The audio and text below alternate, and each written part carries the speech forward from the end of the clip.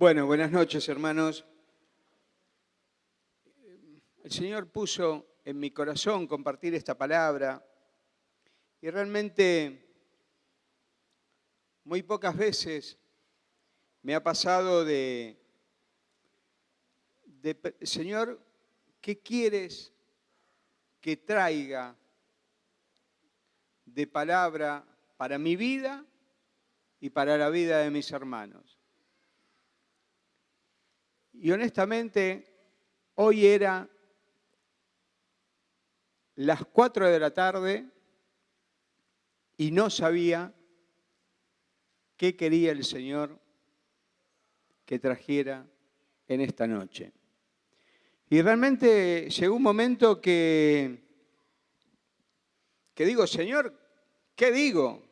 O sea, decir uno puede decir muchísimas cosas. El tema está decir lo que el Señor quiere que diga.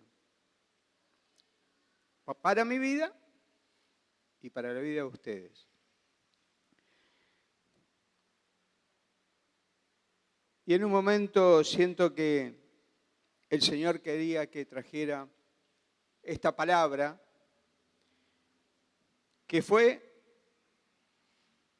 muy importante en un momento de mi vida, pero que como que uno se va enfriando.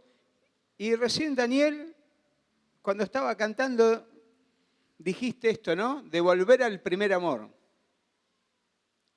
Y muchas veces nos falta esto, ¿no? Volver al primer amor. ¿Y qué pasa con el primer amor? Estamos gozosos y hablamos del Señor y les decimos a la gente cómo ha cambiado nuestra vida y cómo ha cambiado nuestra manera de vivir y está todo lindo y queremos transmitirle a la persona las cosas lindas que nosotros sentimos y después parece como que nos vamos enfriando, ¿no? Y ya parece que es normal vivir en el camino del Señor y así tiene que ser, pero muchas veces no compartimos lo que es ser hijo de Dios, la bendición que tenemos de ser hijo de Dios y la recompensa que tenemos de ser hijo de Dios, que es un día estar en su presencia y estar con Él. Es como que el Señor me dijo, no te olvides de esto, no te olvides de esto. Y quiero compartir con ustedes en Hechos, el capítulo 18, versículo 1 al 11. Un poco más o menos para entrar en contexto de esta situación, para después centrarnos en dos versículos, ¿no? Dice, después de esto, o sea, Pablo se marchó de Atenas y se fue a Corintios. Estaría bueno que en sus casas, hermanos, lean el capítulo 16, 17. Es muy interesante también para comprender todo el entorno de lo que hoy vamos a hablar. Dice, allí se encontró con un judío llamado Aquila, natural del Ponto, y con su esposa Priscila. Hacía poco habían llegado de Italia porque Claudio había mandado que todos los judíos fueran expulsados de Roma, el emperador, ¿no? Pablo fue a verlos y como hacía tiendas de campaña, al igual que ellos, o sea, el oficio de Pablo era fabricar tiendas de campañas.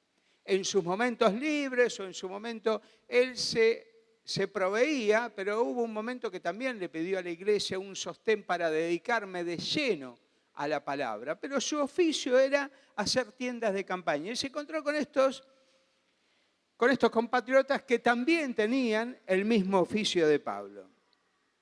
Se quedó para que trabajaran juntos.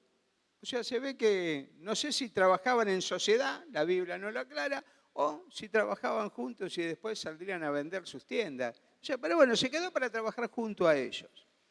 Todos los sábados, o sea, era el día dedicado al Señor, como si nosotros tuviéramos el día domingo, o sea, nosotros tenemos el día domingo, todos los sábados discutía en la sinagoga tratando de persuadir a judíos y a griegos. O sea, Él todos los sábados iba a la sinagoga, pero ¿a qué iba? A discutir. ¿Iba a pelear? No, iba a presentar la palabra del Señor. O sea, a veces creemos que si yo discuto, peleo. No, no. Discutir en realidad es entablar una conversación sobre pensamientos distintos, ¿no? Y poder aceptar si el otro tiene razón en algo, o quizás tenga razón en todo, o el otro aceptar si nosotros tenemos esa razón. Y Pablo, ¿a qué iba a discutir? Iba a discutir sobre el Señor, sobre Jesús.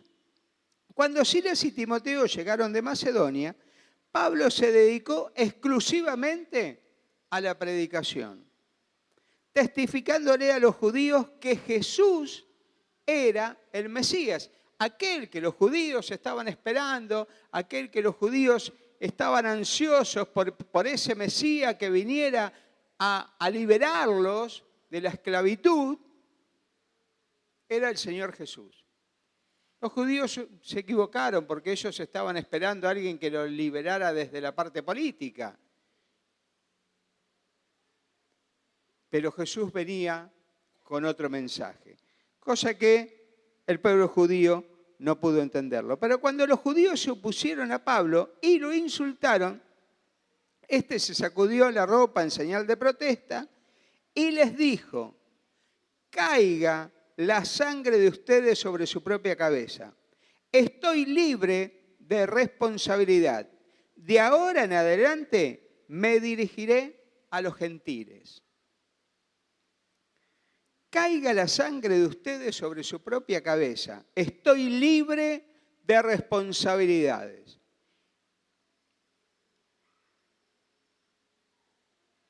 Yo creo que acá ya lo compartí esto hace muchos años.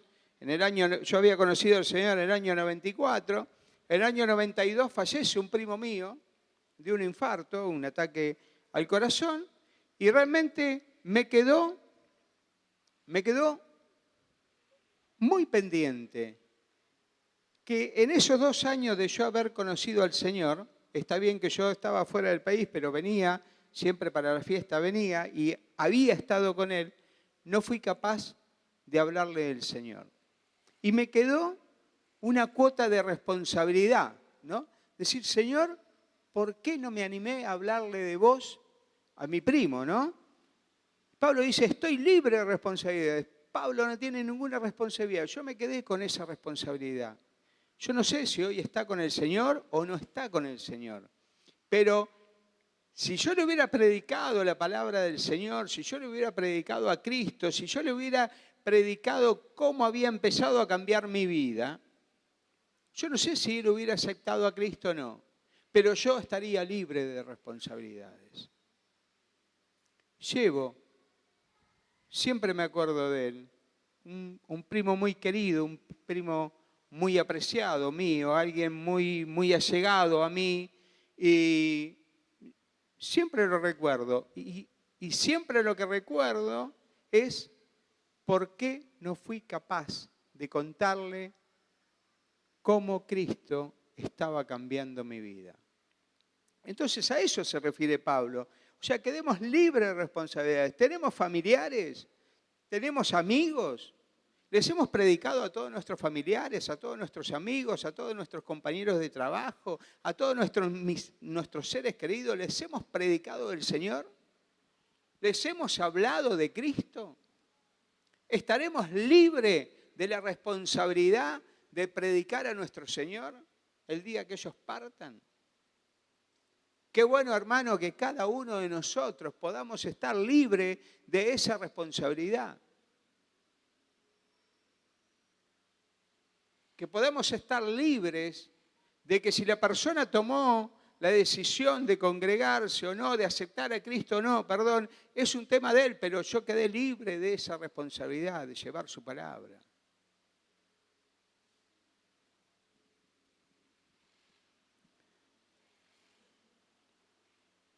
Se enoja Pablo y dice: de aquí en más, de ahora en adelante me dirigiré a los gentiles.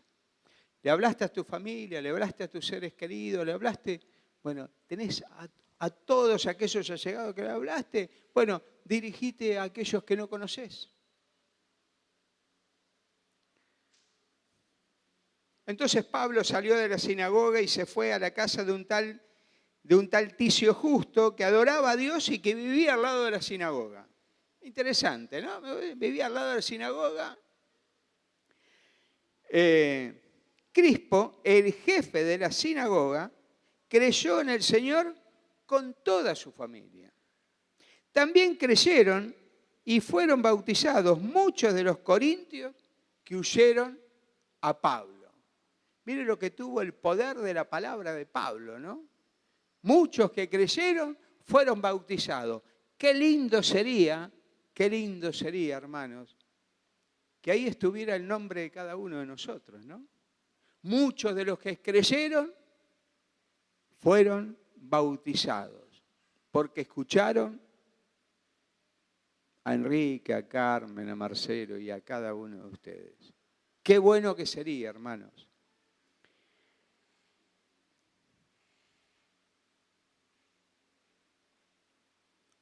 Versículo 9 dice, una noche el Señor le dijo a Pablo en una visión, no tengas miedo, sigue hablando y no te calles, pues estoy contigo. Aunque te ataquen, no voy a dejar que nadie te haga daño, porque tengo mucha gente en esta ciudad. Así que Pablo se quedó allí 1 año y medio enseñando entre el pueblo la palabra de Dios. Amén. Bueno, vamos a modificar este versículo. No vamos a hacer una herejía. No podemos ni agregarle ni quitarle a la palabra de Dios, ¿no? Pero ¿qué le parece si en vez de decir no tengas miedo, digamos, no tengamos miedo? Sigamos hablando y no callemos. Pues estoy contigo, estoy con ustedes. El Señor nos dice, no te calles, no tengas miedo, porque estoy contigo. Aunque nos ataquen, no voy a dejar que nadie les haga daño, porque tengo mucha gente en esta ciudad.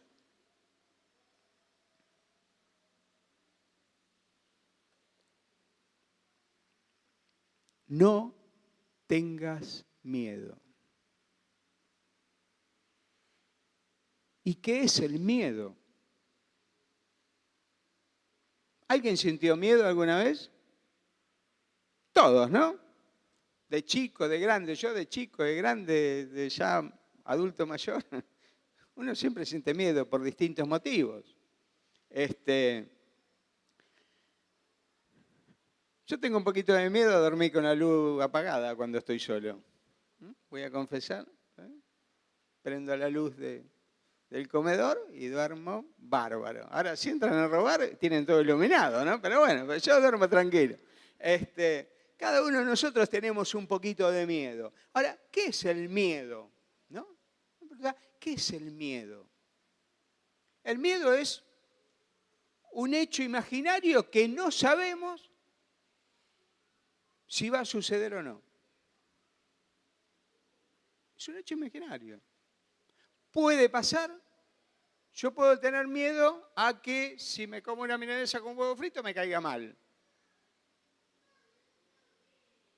Pero me puede caer mal como no me puede caer mal. Pero si voy con ese miedo, seguramente me va a caer mal. Es un hecho imaginario que no sabemos si va a suceder. Puedo tener miedo que en un determinado hogar, si voy a llevar la palabra de Dios, no me reciban. Esa es mi imaginación, ese es mi hecho imaginario. ¿Y qué va a suceder? ¿Qué es lo que produce el miedo? El miedo paraliza. El miedo lo primero que hace es paralizarte, es no dejarte obrar como vos realmente querés obrar o debés obrar. Entonces, ¿cuál puede ser el miedo? Que en la casa de fulano de tal no me reciban. Ahora, ¿cómo podés saber si te van a recibir o no? Enfrentando esa situación. ¿Cómo resuelvo los miedos? Enfrentándolo. Tengo miedo a X cosa. Bueno, lo tengo que enfrentar. Yo tengo miedo a viajar en avión. Tengo otro miedo, ya descubrí dos. Tengo miedo en viajar en avión. Me gustaría enfrentarlo, así que si alguien me quiere regalar un pasaje para que enfrentar ese miedo, Marcelo me acompaña. Bien, ¿y cuál es la probabilidad de que el avión se caiga? Y por lo que vemos en los noticieros, suceden más accidentes con los micros que con los aviones. Sin embargo, ir ahí arriba me da... pero es algo que me gustaría hacer en algún momento. Pero, ¿cómo supero ese miedo? Enfrentándolo. Entonces, ¿cómo supero si me van a recibir o no? Enfrentando el hecho. Diciendo, mirá, quiero tomar mate, quiero charlar con vos, quiero invitarte a tomar un café. Yo te quiero hablar de alguien que cambió mi vida y de alguien que puede cambiar tu vida. No tengas miedo. Enfrentá ese miedo. Hacelo. Pero, ¿qué digo? No sé cómo evangelizar. En el libro de Hechos, Pedro, creo que es en el capítulo 4, dice, no puedo callar lo que he visto y oído. Y es una manera de evangelizar. No callar lo que el Señor ha hecho en nuestra vida, no callar lo que el Señor ha hecho en la vida de nuestros hermanos, lo que ha hecho en la vida de nuestros seres queridos. Obviamente que también eso tiene que venir acompañado de una preparación, de un conocimiento de la palabra. Pero hay que romper con ese miedo. Hay que romper con ese miedo. Hay que transmitir la palabra de Dios, hay que transmitir lo que Dios cambia en nuestras vidas, lo que Dios hace en nuestra vida, y hay que compartir este regalo eterno que a veces parece que lo tenemos para nosotros solos, que es la vida eterna. Tenemos que compartir que con Cristo hay vida eterna. No nos callemos más, hablemos del Señor. Sigue hablando y no te calles. A veces parecemos Moisés, pero Señor, soy corto de lengua, pero Señor, soy tartamudo, pero Señor.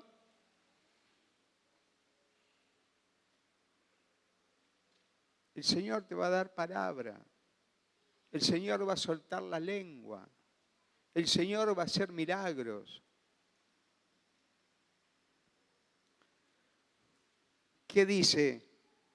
Sigue hablando y no te calles, pues estoy contigo. El Señor está con nosotros.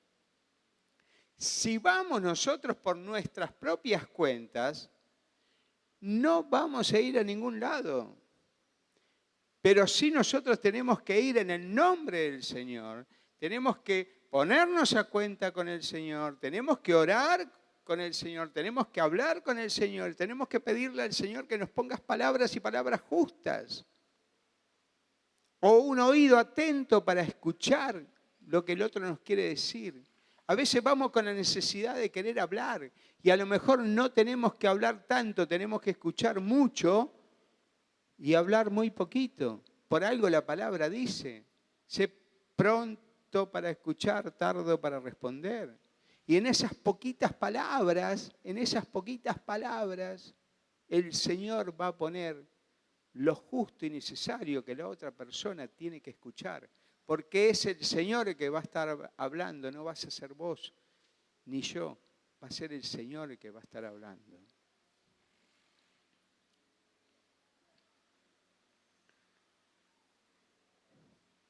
Aunque te ataquen, no voy a dejar que nadie te haga daño. Yo no sé, hermanos, si ustedes se sienten atacados. Yo voy a compartir algo. Hoy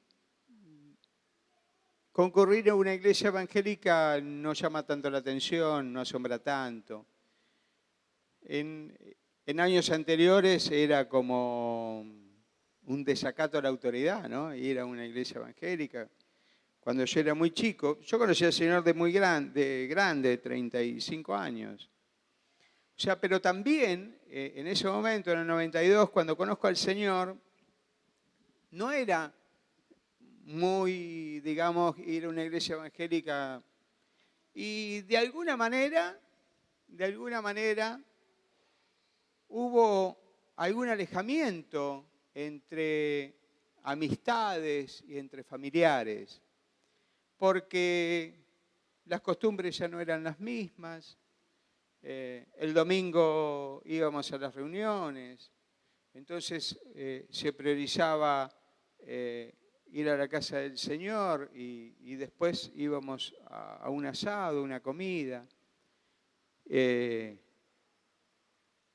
Entonces era como que no había ataque, pero había como que te van dejando un poquito de lado. No sé si les ha pasado a ustedes, pero sentís como que te van dejando un poquito de lado. Y muchas veces sí nos atacan, porque están pendientes de lo que hacemos o de lo que decimos, ¿no? Y los otros días compartía con una hermana, ¿no? No sé qué cosa, no voy a decir lo que dijo, no era tampoco tan grave, pero la persona que estaba hablando con ella le dijo, ¡ah! Mirá la que va a la iglesia, ¿no? Atento, ¿no? Atento a lo que decimos y lo que hacemos. Por eso es tan importante que lo que decimos lo podamos concretar con hechos, ¿no? Pero a veces están atentos al mínimo detalle, ¿no? Al mínimo detalle. Mirá el que va a la iglesia, o mirá que vos vas a la iglesia, pero ¿cómo no haces esto? ¿Cómo no haces lo otro? Y de alguna manera somos atacados. Pero el Señor dice, no voy a dejar que nadie te haga daño.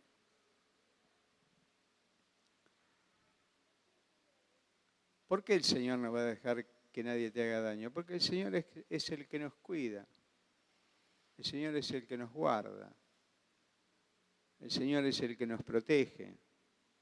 El Señor es quien está con sus ángeles alrededor nuestro.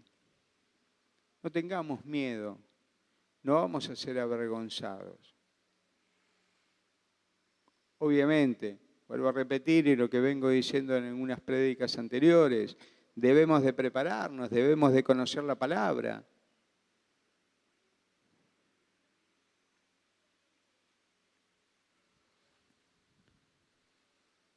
Pero el Señor va a ir con nosotros. Dice, porque tengo mucha gente en esta ciudad. Y estamos en una sociedad muy violenta, donde la violencia lamentablemente se está naturalizando, donde nos sentamos frente al televisor a ver qué video es más cruel que otro, ¿no? O sea, se pasa con una naturalidad, y voy a poner como ejemplo dos casos públicos, ¿no? Este chico asesinado en Villa Gesell, ¿no? Se pasan videos y videos y videos y hacen, no sé cuánto hace que pasó, 20 días que se viven pasando videos. Y los otros días escuché en la radio que hablaban con el padre y le preguntaban si miraban televisión y le dijo, no miramos televisión. Yo no quisiera estar en el cuerpo de esos padres, ¿no? Porque más allá de la pérdida del hijo, el hecho de que constantemente se está pasando esa situación de agresión, y pasaron lo de Ramón Mejía, el tipo que del auto tiró 6 tiros, y otra pelea de otras bandas, y lo único que se ve últimamente en la televisión, honestamente miro muy poca televisión, pero ya casi no miro, por ahí miro alguna película o algún partido, porque o es política o es violencia. Y no salimos de eso. Y lo tremendo de todo esto, que la violencia está instalada en nuestra sociedad. Ahora, ¿vamos a cambiar eso? Tengo malas noticias, hermano.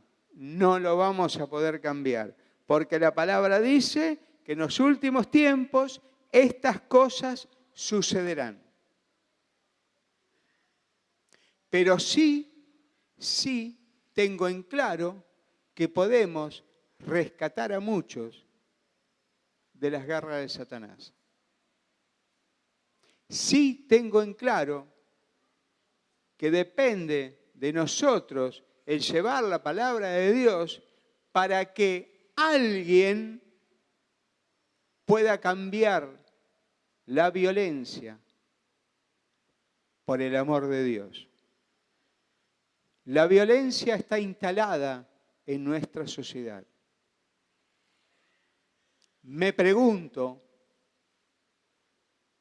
¿qué estamos haciendo nosotros para instalar el amor de Dios en la sociedad?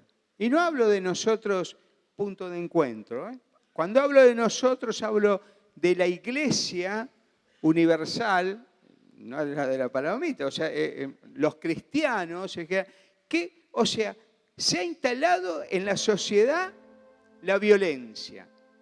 ¿Cómo puede ser que nosotros, como creyentes, como hijos de Dios, con el poder de la palabra de Dios, acompañados por el Señor, que no va a dejar que nadie nos haga daño, que no va a permitir que nos ataquen, porque tiene mucha gente en esta ciudad, no podamos instalar, aunque sea en Merlo, el amor de Dios? ¿Qué está pasando? ¿Qué está pasando en nosotros? ¿Qué está pasando en mí en primer lugar? ¿Cómo estoy yo? O sea, ¿predico el amor de Dios? ¿O a veces me pongo un poco violento?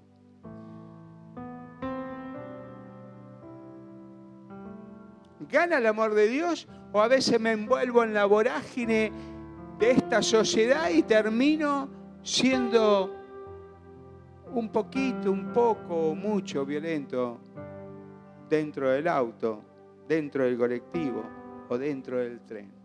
¿Cómo está mi manera de vivir? ¿Qué ven en mí? ¿La violencia naturalizada o el amor de Dios? ¿Saben qué? Lo importante de todo esto, dice que así que Pablo se quedó allí 1 año y medio enseñando entre el pueblo la palabra de Dios. ¿Sabe qué? Tenemos una gran ventaja. Hablar del amor de Dios no depende de nadie más que de nosotros mismos.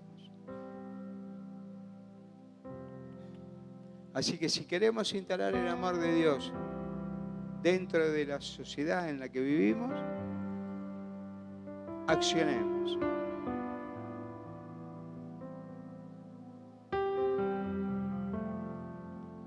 En la prédica anterior había hablado de una canción de Arjona que dice: Jesús es verbo, no es sustantivo. Bueno, Jesús es verbo. ¿Qué es Jesús? Es amor. ¿Y qué tenemos que predicar? El amor de Dios. Depende de mí, depende de ustedes. depende de nosotros. Que el Señor haya puesto en cada uno de nosotros, en mí en primer lugar, el comenzar a predicar del amor de Dios, porque el Señor me dijo hace muchos años y me volvió a decir hoy, tengo mucha gente en esta ciudad. Amén, hermanos.